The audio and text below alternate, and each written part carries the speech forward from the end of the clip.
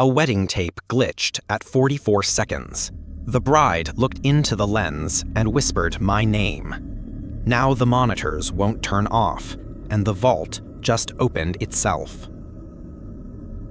March 2023, just outside Eugene, Oregon. A forgotten strip mall, a rainstorm pounding against blackout windows. Inside Signal Return, a dusty repair shop for dead formats, a wedding tape from 1988 plays on an old CRT. At second 44, the bride looks into the lens and whispers a name no one gave her. Jack. That's when the vault unlocks itself. That's when the monitors start breathing. And that's when the rules begin to change. No one vanished, no one died, but something is still recording. And it's learning what we love. They didn't tell me about the vault on day one. Didn't even hint at it during the interview. I got hired because I know how to fix dead formats. VHS, Betamax, Mini DV, High 8, crap no one touches anymore. Mr. Ellery just asked me one question when I walked into the shop. Have you ever edited over a memory you didn't want to see again? I didn't answer. He hired me anyway. This place? It's called Signal Return. Used to be a Radio Shack in the 90s. Now it's a hole-in-the-wall analog repair and conversion service, hidden between a payday loan office and a permanently closed for renovations laundromat in some dying strip mall just outside Eugene, Oregon. I didn't pick it for the scenery. I picked it because no one asks questions when you spend 12 hours a day hunched over rusted-out decks with headphones on. And because I can sleep better when I'm surrounded by static. The rules came on my third shift, printed on yellowed receipt paper, taped to the back of the front register. Timestamp 01/13/17. If the vault is unlocked, do not enter. Tell Mr. Ellery, wait. Timestamp 03/02/00. Never rewind a tape with a white spine. Timestamp 9/49/12. Do not look into the monitor when track Omega is playing. No intro, no welcome aboard, just the rules. No numbering, just VHS timestamps like someone had pulled them off surveillance footage. I didn't take it seriously. Not then. I thought it was a prank. Some crusty in-joke for the only two people working here. That changed when the vault opened itself. It was Tuesday. Rain smeared the outside windows like God had a grudge against wipers. Ellery hadn't come in yet, and I was prepping a client order. Old wedding footage from '88. Static hissed softly from the transfer deck. A dull gray CRT played back the digitized ceremony in real time, and I was half listening, half asleep. That's when I heard the click. Not a normal click. Not the sharp snap of a VHS locking into place. This one was wet, like something with skin had turned the handle. It came from the hallway past the employee bathroom, a place I'd been told not to explore. The vault. I followed the sound. That was my first mistake. Second mistake was stopping in front of it. The door was cracked open just an inch, enough to see the blue-purple glow flickering from within. The glow of an analog signal misfiring, or trying to bleed through. I should have gone to Ellery. Should have followed the damn timestamp. Instead, I pushed the door open. Inside was colder than the rest of the shop. A dry cold like breathing dust. Metal racks lined every wall, filled with black clamshell cases. Some were labeled in faded ink. CHOS. Test subject D. Air 777. Missing footage. But what really stopped me was the deck in the center. Old, sun-bleached, looked like a beast Frankenstein from RCA, Sony, and JVC parts. It was hooked up to a single monitor, glowing blue. No tape was inside it. Except I could hear it playing. A soft whir, a low rhythmic thump, like a heartbeat slowed down to 16 frames per second. The monitor flickered, then stabilized. What it showed was me, standing in the vault, staring at the monitor. There's a moment, a sharp animal moment, when your brain trips over reality and stumbles into something else. That's what it felt like watching that screen. The tape inside that unmarked deck was showing me. Same clothes, same rainwater on my jacket, same nervous twitch in my jaw. Only, the me on the screen wasn't moving. He stood completely still, eyes fixed straight ahead, not at the monitor, at me. And then, he smiled. I stepped back, heart pounding. The screen flickered, fuzzed into static. A second later, it went black. I looked down. There was no tape in the deck. The vault door slammed shut behind me. I bolted, shoulder-checked it open, and practically tumbled into the hallway. My legs were jelly. I caught myself on the wall, breath catching somewhere between a scream and a sob. That's when I saw Mr. Ellery at the end of the hall, standing perfectly still, just watching. He didn't ask what I saw. He never does. Instead, he held up a small black object between his fingers, a VHS spine label, blank. He asked, "Did it try to label itself yet?" Calmly, as if we were talking about a stubborn dog. I shook my head. He sighed. "Good. That gives us time." He didn't yell, didn't scold me for breaking the rule, but his glass eye twitched once, almost vibrating. I realized later that meant he was furious, or scared. He opened the vault again with a key I hadn't seen before and went inside. He said, "Stay out. If it rewinds, burn the case, not the tape. Understand?" I didn't, but I nodded. He didn't return for 20 minutes. When he finally came out, his hair was damp with sweat and something that shimmered like oil. His hands trembled as he locked the door behind him. Ellery didn't speak for the rest of the day. He just scribbled something onto a yellow sticky note and slapped it on the transfer deck I'd been working at. Track Omega attempted breach. Reel 1, tag timestamp 00:00:44. Later, when I played back the digital conversion of that wedding video, something strange happened at the 44-second mark. Just for a second, a single frame, the bride looked up, away from her vows, and stared directly into the camera. Her mouth moved. I paused it, zoomed in. The subtitle software picked it up. One word. Jack. That's my name. I didn't sleep that night. I laid on the couch in my crappy one-bedroom above the vape store, clutching the remote for a TV I hadn't turned on in months. My eyes stayed glued to the shadows beneath the door. Every passing headlight, every creak in the plumbing made my skin crawl. When I finally did doze off, I dreamed of tracking lines and blue screens, of myself reversed, walking backward into a door labeled only with a symbol, Omega. The next day, I showed up early.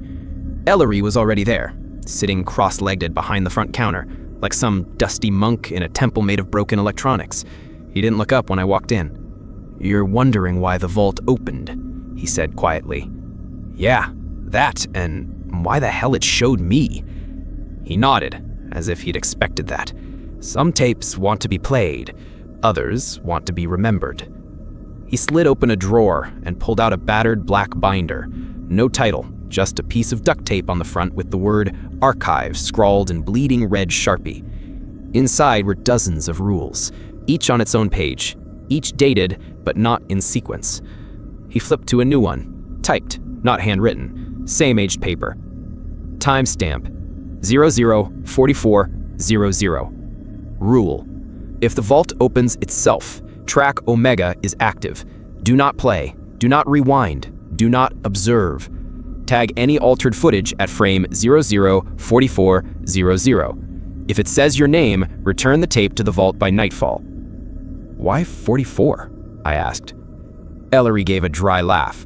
Because that's how long it takes to forget the first time you watched it. He paused, letting that sink in. It doesn't just record, Jack. It edits, it loops, it overlays. You're not the first person it targeted, but you might be the first it remembers. I swallowed. And for the first time since starting here, I realized I wasn't just digitizing dead formats. I was curating something alive. Worse, something that now knew my name.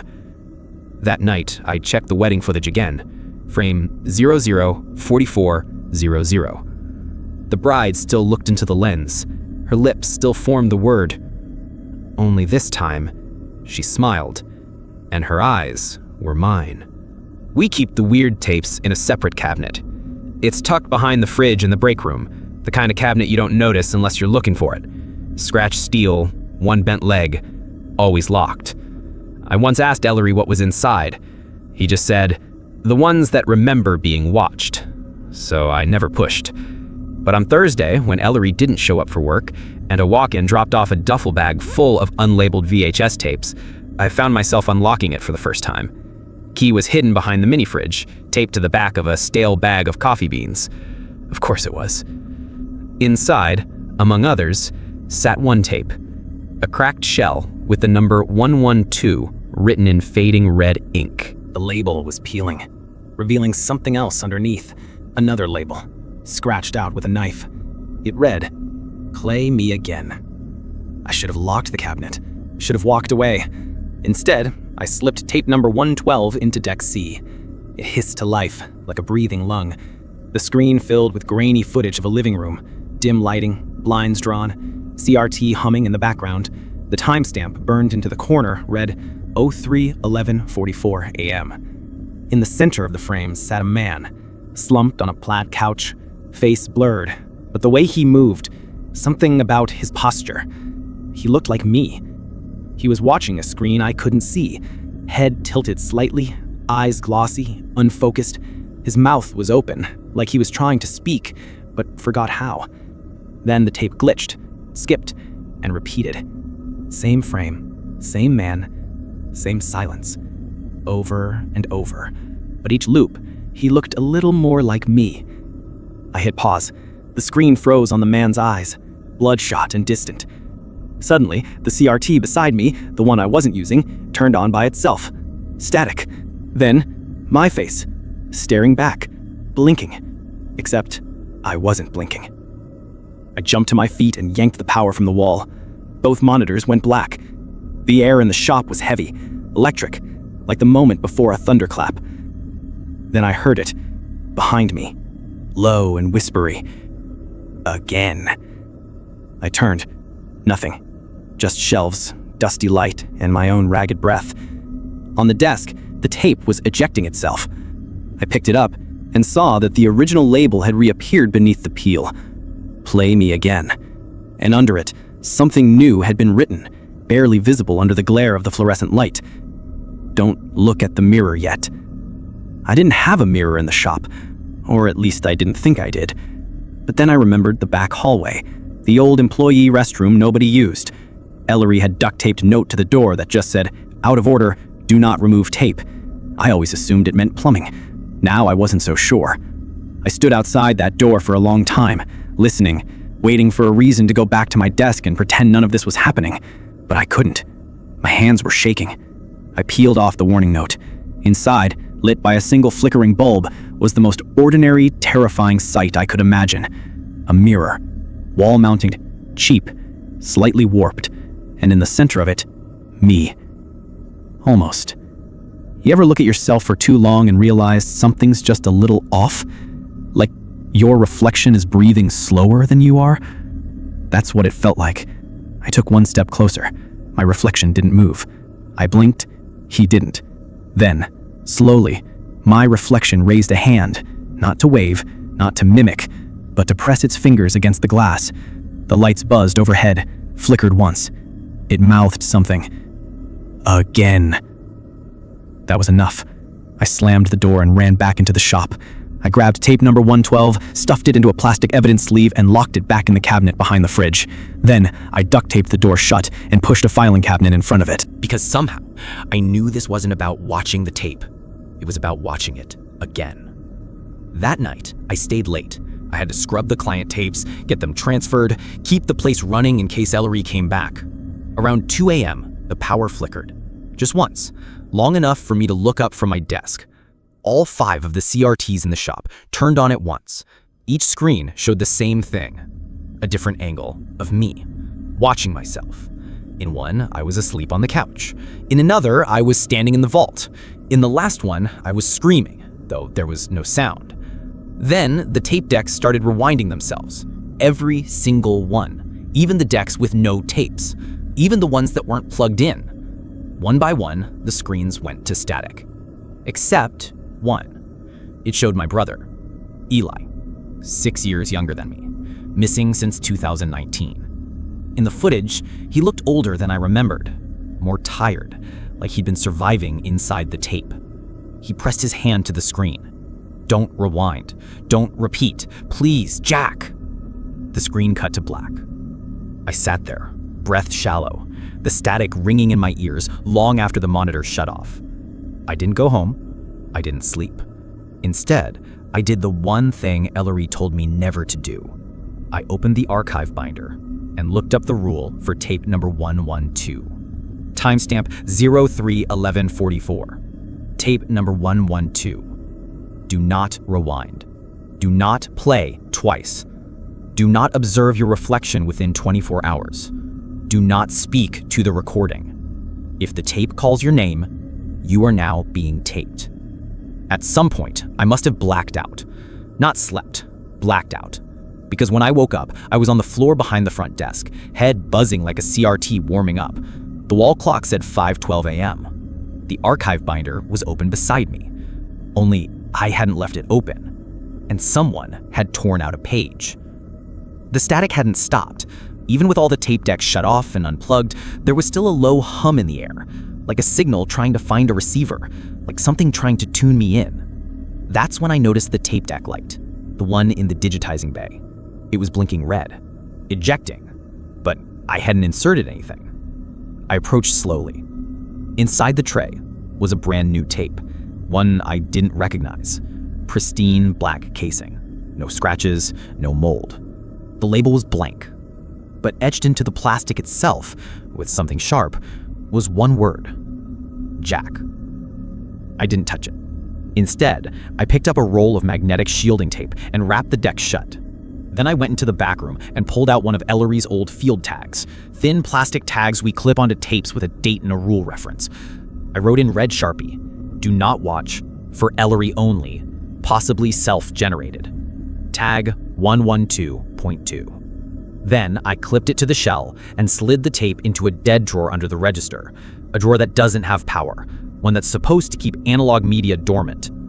That's when the power cut. The light snapped off, total black.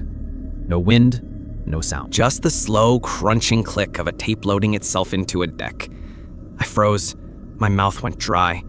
From behind the register, I heard the whisper again. Again.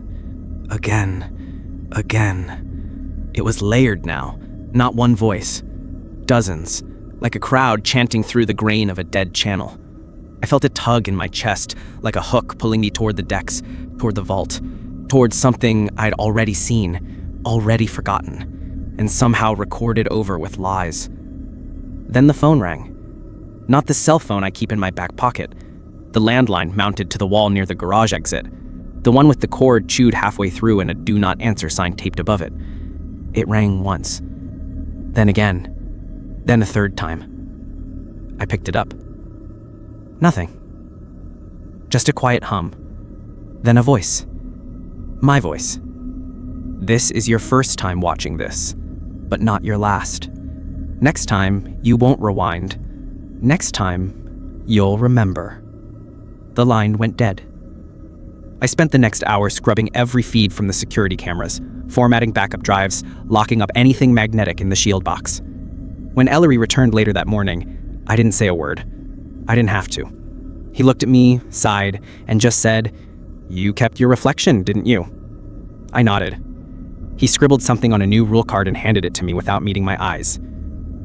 Timestamp 000000. New rule. If your name appears on a tape not made by you, do not destroy it. Archive it. Tag it. Do not play. Not again. That night, I checked the bathroom mirror again. My reflection blinked in sync with me. But when I turned to walk away, it didn't. The shop has a return bin. It's a little aluminum hatch built into the front counter. You'd miss it unless you looked close. No signage, no sound when it opens. Customers drop off their tapes there when we're closed.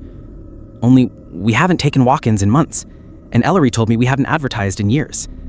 So when I came in Monday morning and found a new tape sitting inside the return bin, neatly labeled in block letters, I froze. The handwriting on the label? Eli, 2019, last cut. It was my brother's final project, the one he disappeared shooting. Let me back up. Eli was a film obsessive, way more than me. He believed in analog the way some people believe in ghosts, thought tape held energy, memory, a kind of magnetic soul. He'd started work on this artsy meta-doc in 2019 about liminal spaces in the American subconscious, whatever that meant. Last I heard from him, he was editing footage in a storage unit outside Portland. That was 4 years ago. He never came home. Cops said he probably overdosed or left town, but I always knew something was off. Something in the footage he wouldn't let anyone see. Now here it was, back in my hands, labeled in his writing, and something else beneath it, etched faintly into the plastic. Omega. I didn't load it right away. I followed protocol. I took a clean field tag, scribbled in red, "Do not ingest, unknown return." Cross-check timestamp. I placed it in the quarantine shelf, a lined metal rack we keep under the static trap coils. If anything magnetic is alive, the trap slows it down, or so Ellery says. Then I sat down, opened the archive binder, and flipped through the pages for track Omega. That's when I found a sticky note, fresh ink, not typewritten, clipped to a page I hadn't read before. It said, "If Jack is reading this, it's already mimicking." That phrase chilled me, more than anything else I'd seen in the shop, because that's what track Omega does. It pretends. It wears tapes like skin. It doesn't come in labeled track Omega. That would be too easy. No, it hides inside things you want to see, things you love, things you've been waiting for. Sometimes it rewrites a memory. Sometimes it becomes one. I sat in front of the deck for an hour with Eli's tape in my hand. My fingers trembled over the eject button. But something in me, something raw and stupid, needed to know, needed to see. So I did the one thing Ellery told me not to do. I loaded it. The screen flickered. A grainy image resolved. Shaky, handheld footage of a hallway. Fluorescent lighting, bare tile, unmarked doors on either side. The camera moved slowly, then turned left. At the end of the corridor was a mirror. I felt my skin tighten. The person holding the camera stepped into frame. It was Eli. Eli looked older. Not in years, but in wear. Like whatever he'd been through while filming had aged him from the inside. His cheeks were hollow, his eyes rimmed red, but it was him. He held the camera at waist level, staring into the mirror at his own reflection. No music, no intro, just silence and that low, grainy hum analog footage always carries, like the sound of memory decaying. "Day something," Eli said finally, voice hoarse. I think I'm back in the storage hallway. I think. It keeps looping or changing, not sure anymore. He looked behind him. The hallway was empty. I found a way to record the breach, but only from this angle. When I look straight at it, the footage glitches, but when I film sideways... He paused. Then, the screen began to distort. His voice dropped out. Horizontal tearing blurred the frame. The image trembled like something was shaking it from the inside. For a second, just one, a new frame was replaced it. Not a hallway, not Eli. Me. I was standing in the shop, behind the front counter, staring dead into the lens. Then static. Then black. I ripped the tape out of the deck. My hands were soaked in sweat. The label had changed. Where it once said Eli, 2019, last cut, it now read Track Omega 0303, new host. I stumbled backward, knocking over a whole tray of cleaning cassettes. The shop lights flickered. The transfer monitors turned on. All 6 of them. They showed 6 different angles of me, present, past, and maybe something worse. One was me asleep on the floor. One was me inside the vault. One was me talking to Ellery, except Ellery had no face. One was me burning something I didn't recognize. One was me bleeding from the nose, laughing. One was me opening a door marked Omega. Then they all went to black. Except one. On the final screen, Eli looked up again. He was crying. His mouth formed words, but there was no sound. I turned on the subtitle feed, the AI transcriber I sometimes use for hearing-impaired clients. It tried to parse the footage. After a few seconds, it generated one line of text. "You're next, Jack. You love tape too much." The rest of the tape was blank. I don't mean snow or dead air, I mean it devoured the footage. When I tried to play it again, it spat out a corrupted frame, a burned hole through the magnetic strip, right where Eli's face had been. I opened the casing. The reel was melted from the inside, like it had caught fire without heat. I locked it inside the vault, labeled it Track Omega, confirmed breach attempt number 2. I used red tags, triple wrapped it in static shielding, and wrote a new rule entry into the archive. Timestamp 030303. Rule addendum, Track Omega. It will wear faces. It will imitate memory. If it becomes something you love, you must not watch it. You must forget it, or it will tape over you next. Later that night, I dreamed in scan lines. I saw my brother again. He was behind glass, watching me. When I woke up the next morning, there was already a tape playing in the shop, which is impossible. I lock the decks every night. I unplug the CRTs, but there it was, Deck B humming, the screen glowing with gray-blue static. I approached slowly. On screen was the interior of Signal Return, the shop itself, but older. Everything was reversed, like a mirrored memory. Ellery's desk was on the wrong side. The poster above the monitor, the one of Blowout, was written in Cyrillic. And sitting at the desk was me. Not a doppelganger, not a mimic, just me from some time before. I looked the same, down to the band-aid on my index finger from the day I cut myself threading reel-to-reel tape. This wasn't surveillance footage. It was memory, somehow recorded. I watched myself watching a tape. The me on screen flinched, paused, looked behind himself, and then he started to scream. The screen cut to black, then a single line appeared, white courier text on a VHS black background. You watched it. Now you're inside. The screen flashed.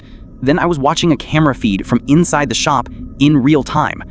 It was a live angle I'd never seen, above, in the corner, like a spider's POV. I stepped to the left. The man on screen stepped to the left. It was me. Except when I blinked, he didn't. That was when Ellery walked in. He didn't knock, didn't ask what I'd seen. He just looked at the screen and said, "It's reaching again." He handed me a small plastic file filled with iron filings and static tape fragments. "Put this in the vault, top shelf, far right. You'll know where." I started to speak, to ask him what the hell was going on, if Eli was still out there, if Track Omega was spreading, if I was being erased. Ellery cut me off. "You still remember your name, right?" I nodded, but slowly. "Then we've still got time." Later that evening, I opened the vault. The corner he told me about was marked with a tiny label, "Re-recorded hosts pending." It was filled with tapes, none labeled in human names, just timestamps, coordinates, and single words like "still," "overwritten," "echo." I placed my tape beside them, the one labeled Jack. I didn't want to, but I knew if I kept it, I'd play it again. As I turned to leave, the overhead light flickered. The vault door creaked. I could have sworn I heard Eli's voice whisper behind me, "Jack, don't forget you." Then silence, just the hum of the CRTs cooling down, and the sound of one last rule printing from the archive typewriter behind me. Timestamp 00001. New rule: if you find a tape of yourself watching a tape, don't rewind. Burn the label. Keep the memory sealed. Do not love the footage. The first time I caught it filming me, I didn't even realize what I was looking at. It was buried deep inside an old Panasonic deck, one of those late 80s models with analog counters and a fake wood grain faceplate. A client had dropped it off with no tape inside, but the record light was blinking, which doesn't happen. You can't record without a tape, you can't record without pressing record, and you definitely can't record when the deck isn't plugged in. But that red light blinked anyway. Slow, steady, like a heartbeat. I popped the cover and found something jammed under the heads. Not a proper tape. It looked like someone had gutted a cassette shell, hollowed it out, and filled it with thin strips of what might have been magnetic ribbon, or something older, waxy, organic. There were teeth marks on the plastic. Inside, wound tightly, was film, actual film stock. It had no sprocket holes, no audio strip, and yet it was playing. I connected the deck to a dedicated screen. The image that came up was of me from 10 minutes ago, standing over the counter. But the angle was impossible. It had been shot from above, near the ceiling, and it had captured things the shop doesn't have: a second door behind the VHS wall, a flickering light bulb in the corner, and something standing just behind me. A figure, not moving, no face, but every time I shifted my weight, it leaned closer. I rewound just slightly to see when the figure appeared. When I hit play again, the figure was closer. Not in the video, but in the reflection on the screen. It stood behind me, on the glass, breathing like a furnace. But when I turned around, there was nothing. I ripped the cord from the wall. The screen stayed on. If it starts recording you, Ellery had once said, don't let it finish. Cut the feed, cover the lens, pray it doesn't follow. Back then, I thought he meant cameras, actual gear. I didn't realize until now he meant the tapes themselves. Because some tapes don't need a lens. They just need your attention. On the counter, the deck began to hum. The built-in microphone light glowed red. The tape was still rolling, and it had started to record my breathing. I grabbed the nearest roll of gaffer's tape and slammed it over the microphone input. It didn't matter. The tape kept recording. The red light pulsed in rhythm with my heartbeat. That's when I noticed the counter. On old decks, there's a numeric counter that tracks tape position, 4 digits usually, 0000. But this one had changed. It now read J0417. Not a timestamp, a label. J for Jack, 0417 for, I don't know. The time left? A countdown?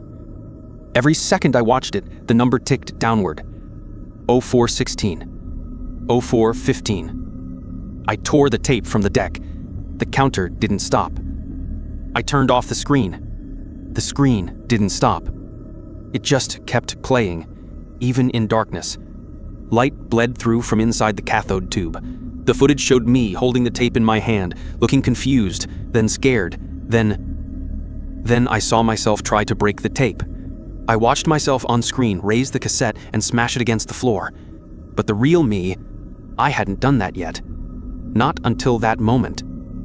And yet, there it was, pre-recorded, like it already knew. I dropped the tape, stepped back. That's when the air changed. It got heavy, still, like the air before a power outage or the moment between lightning and thunder. I turned around. The vault door was open. I didn't remember opening it. I didn't remember even looking at it. But there it was, wide open. And inside, sitting dead center on the pedestal where we store the oldest reels, was a new object. A handheld camcorder, Sony, late 90s model, still wet with condensation. Its lens was pointed directly at the door. At me. Its red light was on. REC. I stepped forward, not because I wanted to, because I had to. My feet moved like they weren't mine. My hands lifted the camera, and the second I touched it, the viewfinder snapped on. There was no tape inside, but it was playing anyway. It showed me, standing in the vault, lifting the camera. The same image again and again, A recursive loop where I'd always been holding it, where I'd never not been recording. That's when Ellery's voice boomed behind me. "Cover the lens." I snapped back. He was in the doorway, holding a black sheet, heavy cloth soaked in anti-static resin. He tossed it to me, and I draped it over the camera. The screen cut to black. Finally, the red light died. Ellery entered, his face pale. He didn't speak right away, just pulled a new tag from his coat pocket, pre-labeled in ink so dark it shimmered purple. He clipped it to the camera. "Records from inside, not allowed to finish." "You didn't answer it, did you?" he asked. "Answer what?" Ellery frowned. "The question." I stared. It didn't ask me anything. He looked at me for a long moment, then whispered, almost too low to hear, "It will." I should have destroyed it. The camera, the tape, the recording deck.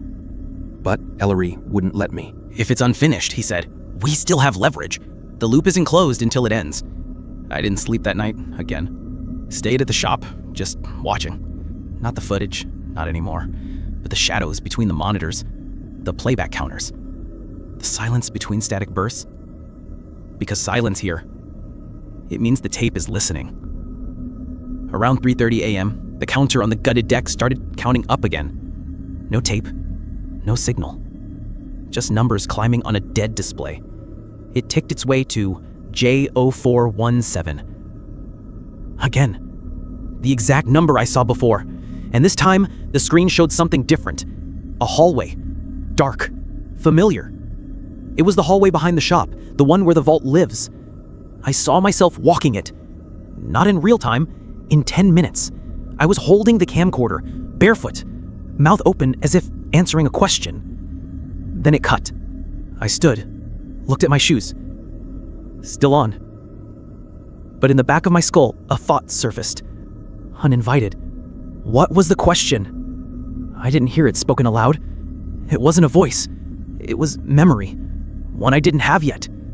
I yanked the breaker, killed all power. Total blackness. No CRT hum, no monitor flicker. Just the dead, heavy quiet of unmagnetized space. I left the camera wrapped in static cloth. Locked the vault. Then I did something I wasn't supposed to do. I wrote a new rule in the archive myself. Timestamp 0417.00. New rule. Loop start detected. If you see yourself recording, unplug all decks. If the camera has no tape, it's taping you live. Do not answer any questions. Do not try to finish the scene. If the scene finishes without you, you're already inside. That morning, Ellery called in sick. First time ever. I tried texting, nothing. I called the landline, no answer. So I did what I shouldn't have. I rewound the camera. Only 1 second. Only one frame. And this time, it asked, "Would you like to start again?" We have a rule about labels. Ellery wrote it in thick black marker across the back wall of the transfer room. If the label is blank, let it stay that way. If it tries to name itself, you've already lost. It was always cryptic, dramatic even. I figured it was just another way of saying, don't touch things you don't understand. Until the blank tape arrived. It showed up in the drop bin again. That same little return hatch that refuses to collect dust no matter how long it sits unused. Only this time, there was no case. No label. Just a raw black cassette. Still warm, like it had been pulled from a machine seconds earlier. Its window was fogged over. From inside. Condensation rolled across the reels in slow motion, like the tape itself was breathing. I didn't pick it up. Not at first. I got a nitrile glove from the workbench and slid it into a Faraday sleeve. No magnetic read, no signal when scanned, no leader tape inside either. It was blank. Totally blank. Except, You already know me. Say it. Name me. Just one word. I shoved the tape into a static-proof box and locked it in the cleaning cabinet. Then I flipped the camera around and watched my own reflection in the monitor. I didn't say anything. But in the screen, my reflection mouthed a single syllable. I rewound, frame by frame. It was me, all right. My eyes, my jaw, saying, Omega. I called Ellery. He answered on the second ring, voice quiet, like he was speaking from underwater. "It found you," he said. "What is this?" "The master copy." "What does that mean?" Ellery exhaled slowly. "It doesn't wear a label. It lets you choose one." I asked him what we were supposed to do. He told me 3 things. Don't dub it, don't store it in your other tapes, and if it writes a title on itself, get out. I asked why. He paused, then said, "Because once it chooses a name, it gets written across everything else." I went back to the cabinet. The tape was gone. But on the inside of the static sleeve, smeared in what looked like developer fluid, were 4 handwritten words. Omega transfer, final render. The moment I read those words, Omega transfer, final render, I felt something shift. Not in the air, not physically, something deeper. Like the shop itself had blinked. Like every object in the room had momentarily been replaced by a slightly different version of itself. The lights didn't flicker. They changed tone. The monitors didn't power on. They woke up. I sprinted to the vault, fumbled the key. Inside, the tapes were humming. Dozens of them, the bad ones, the ones sealed in anti-static bags, triple labeled with Ellery's handwritten warnings, vibrating so softly the shelves were swaying. And sitting dead center on the pedestal, where we never put new tapes, was the blank cassette. Except it wasn't blank anymore. Its shell had turned from matte black to glossy, slick like oil. And the label? Burned in like solder. Omega transfer, final render. J. Moore. My name. I stepped back, heart pounding. That's when the countdown started. On every monitor, every deck, even the ones disconnected from power, a digital counter flashed on screen. 1 hour, 1 hour, and 0 seconds.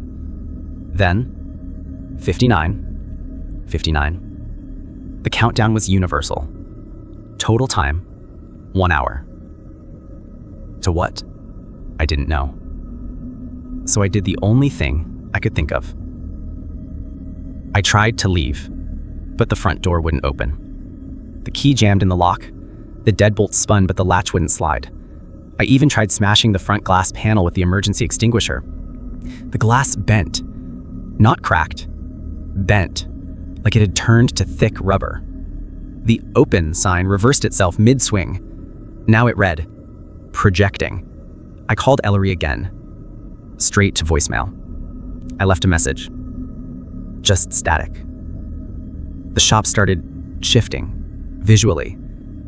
Shelves moved slightly every time I looked away. The floor tiles rearranged themselves when I wasn't staring. I passed by the hallway mirror and caught a reflection that wasn't mine. I tried to play the tape, But the decks rejected it. Not like an error, like a refusal. The tape didn't want to be played. It wanted to be projected. That's when I realized what the final render was. It wasn't footage. It was me. My life. My memory. Being compiled, edited, and finalized into one last playback. And I had 54 minutes left. At 53 minutes, the phone rang. Not the landline, my personal cell, which never happens. I never gave anyone the number, not even Ellery. But the caller ID said, Jack, final render. I didn't answer. I couldn't. The ringer tone had changed too. It wasn't the default chime. It was a low, distorted playback of my own voice saying, "You should have stopped editing," over and over. The CRTs flared to life again, one by one. Each showed a room from my past, my childhood bedroom, complete with glow-in-the-dark stars, the film lab at community college where I cut my first reel, the hospital room where I waited overnight for news about Eli's disappearance. But in every single one, there was a TV screen playing me. Slightly off, slightly delayed, a half second behind real time, like a badly dubbed broadcast. I was being played back. In every room, from every angle, and I was getting faster. Like the final cut was speeding up, compressing. I staggered into the vault. The tape was spinning inside its case, though no machine touched it. The label had changed, again. Omega transfer, final render, time remaining, 44:17, host confirmed, Archiving now. It was writing me in.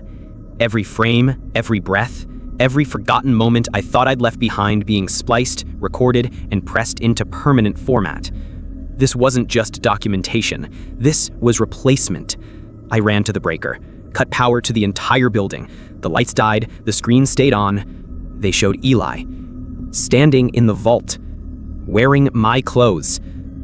He turned to the camera and said, "Some of us don't get to be saved, Jack. Some of us just become the next format." Then he smiled and vanished. I screamed. I begged the tape to stop. I grabbed it and ran outside with it in my hand. But there was no outside. The glass door showed static, rain that didn't fall, cars that didn't move, like I'd been rendered into the final scene of a movie I didn't remember filming. And that's when the new subtitle burned across every screen. Finalization in progress. Do not interrupt. Do not exit during final render. Please remain still. That's when Ellery returned. He walked in from the static like a ghost, soaked to the bone, blood running from his nose, and he pulled out a tape labeled Omega 0, and he said one thing. "It's time to dub over me." He handed it to me like a will. "This is the tape that watches the other tapes," he whispered. "It doesn't play, it doesn't rewind, it just holds the breach shut." I stared at it. It was heavier than it looked. The kind of heavy that isn't about weight. It was gravity. Finality. "I can't carry it anymore," Ellery said. "The rules don't allow it. Once you're rendered, you can't remain a watcher." The monitors all went black. No static, just pure black. That matte black nothing that tape creates, the opposite of light. And in the center screen, white text appeared. "Render complete. J. Moore, 100% archived. Ready to transfer. Please confirm final role. Watcher, subject, observer, erased." The cursor blinked. "Waiting for me." "I never wanted this," I said. Ellery nodded. "None of us do. But someone has to log the edits. Someone has to watch."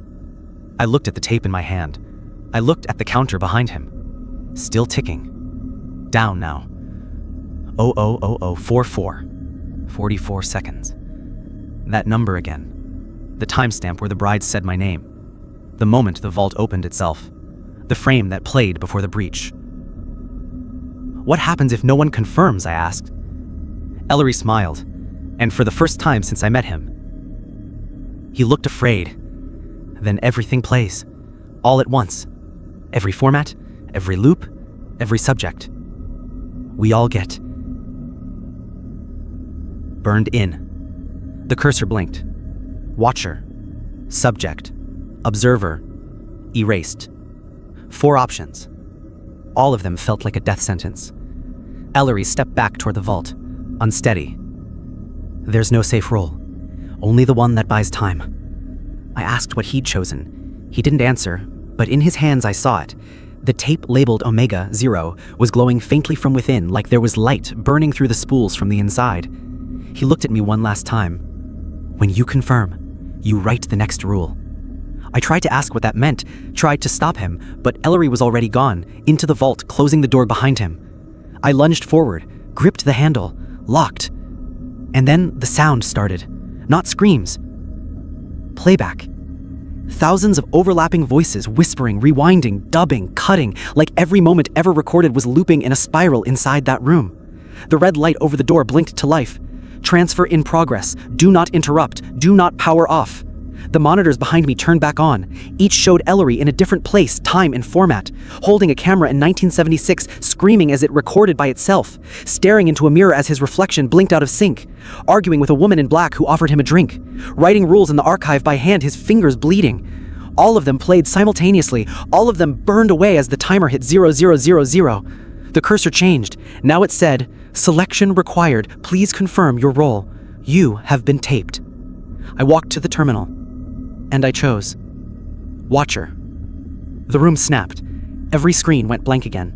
The decks shut down. The vault light powered off. I fell to my knees, and the tape in my hand, the one with my name, evaporated. Not burned, not cracked, dissolved, like it had never existed. like it had been cut from the reel.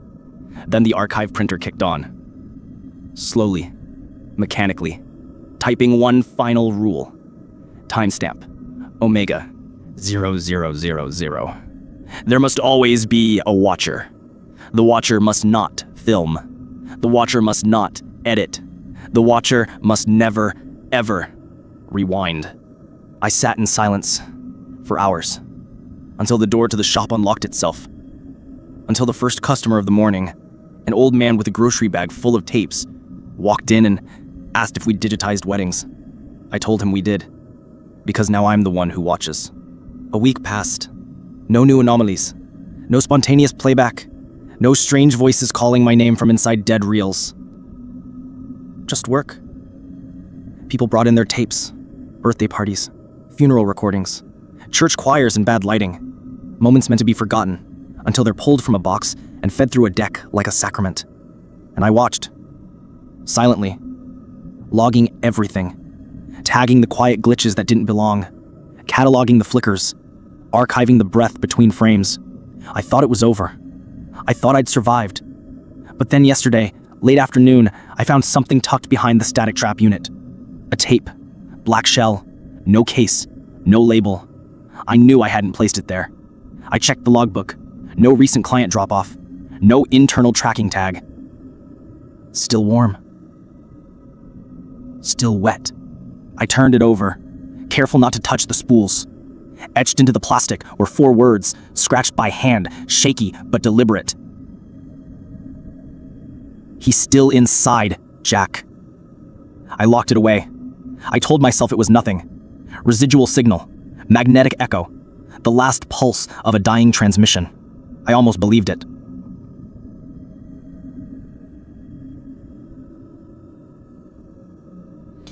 Until just now.